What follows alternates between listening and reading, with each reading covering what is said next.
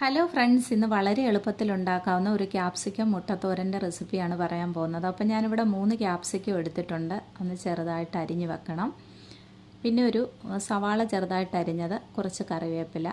Pan അടുപ്പത്ത് വെച്ച് ചൂടാവുമ്പോൾ വെളിച്ചെണ്ണയാണ് ഒഴിച്ചു കൊടുക്കുന്നത്. നമുക്ക് വേണമെങ്കിൽ കടുക് ചേർക്കാവുന്നതാണ്. ഞാനിവിടെ എടുത്തിട്ടില്ല. അതിനുശേഷം നമ്മുടെ സവാള ഇട്ടിട്ട് നല്ലപോലെ ഒന്ന് വഴറ്റണം. കുറച്ച് കറിവേപ്പിലയും കൂടെ അതിൻ്റെ കൂടെ ആഡ് ചെയ്ത് കൊടുത്ത് നല്ലപോലെ ഒന്ന് വഴറ്റുക. കുറച്ച് ബ്രൗൺ നിറമാകുന്ന വരെ വഴറ്റിയതിന് ശേഷം നമ്മുടെ ക്യാപ്സിക്കം ഇട്ട് കൊടുക്കുക. ക്യാപ്സിക്കം പെട്ടെന്ന് വേവുന്നതാണ്, അടച്ചു വെച്ച് വേവിക്കേണ്ട ആവശ്യമില്ല. നമുക്ക് തുറന്ന് വെച്ച് തന്നെ അത് നല്ലപോലെ ഇളക്കി കൊടുക്കുക.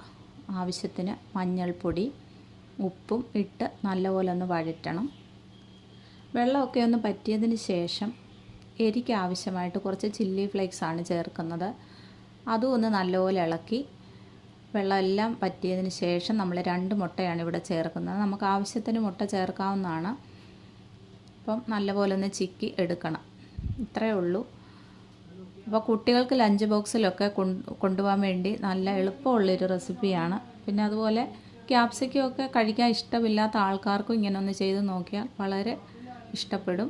ഒന്ന് ട്രൈ ചെയ്ത് നോക്കുക. അപ്പോൾ അത്രയേ ഉള്ളൂ. ബൈ.